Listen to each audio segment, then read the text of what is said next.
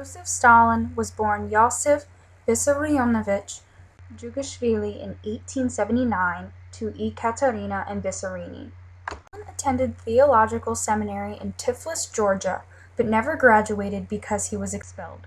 During his studies, he joined Mesami Dasi. Through this secret organization, Stalin was introduced to socialists, to supporters of Georgian independence from Russia, and to the ideas of Karl Marx. In 1901, Stalin joined the Social Democratic Labor Party.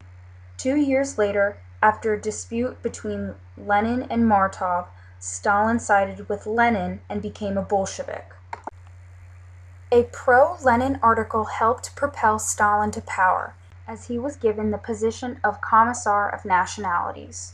After Lenin was shot, Stalin called for a mass terror of those responsible, causing the Red Terror of 1918. In April 1922, Lenin decided that Stalin should be given the newly created seat of General Secretary. Originally thought to be an unimportant job, Stalin was given much power when Lenin became paralyzed on his right side. Stalin was given the power of appointing and firing people from important positions, thus gaining loyalty out of fear. Lenin began working with Trotsky in an attempt to remove Stalin from power, but died before anything was done. Stalin originally followed Lenin's new economic policy, but then began to make it harsher and advocated collective farming. Because production had been slow-moving, Stalin introduced his first 5-year plan. He called for immense increases in production of coal, iron, and electric, arguing that such increases were necessary to protect from a capitalist invasion. Stalin thus industrialized Russia, but at great human cost. During the 1920s, about 3 million Russians died. The complete death toll under Stalin's rule from 1924 to 1953 is estimated to be somewhere around 20 million. Throughout his career, Stalin removed people from power through nefarious means. When Trotsky appeared to be a strong opponent to Stalin, he had Trotsky banished and later assassinated. Stalin also had Kirov, another strong contender, assassinated. Stalin was constantly in fear of losing his position. This paranoia led to the Great Purges. The purges occurred during the 1930s.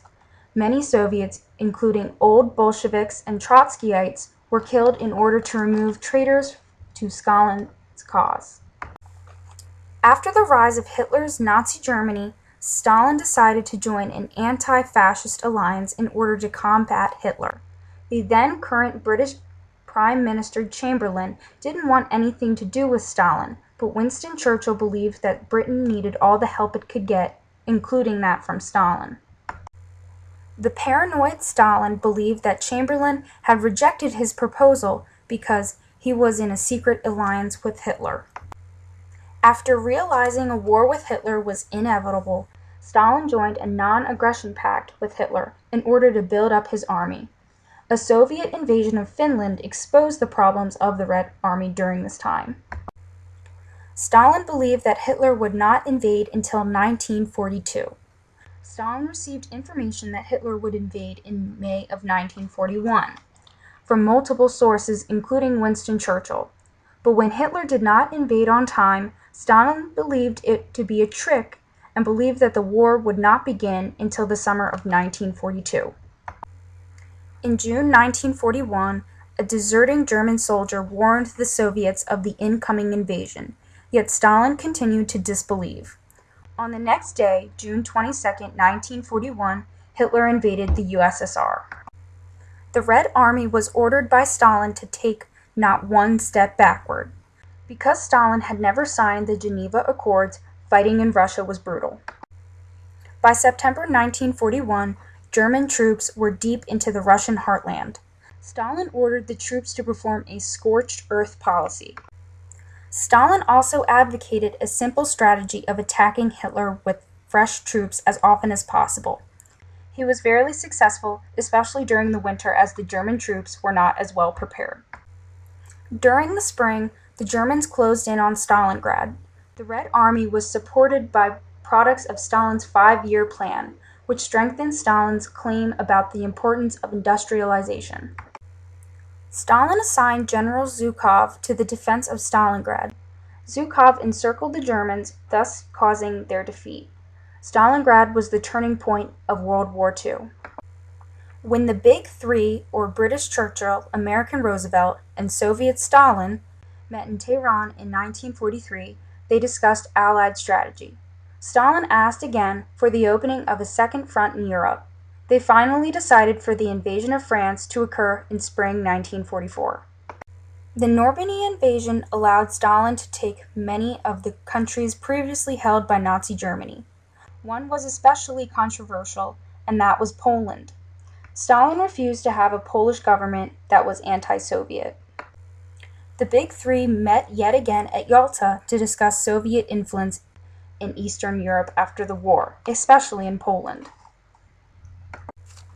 Stalin also promised to aid the Americans in the Pacific 3 months after the end of the war with Germany. The Big Three also agreed on the formation of the United Nations. When the Big Three met at Potsdam, it was decided that Stalin's Russia would not be expected to aid the American troops. Stalin focused on receiving economic aid after the war. He demanded extreme reparation payments from Germany.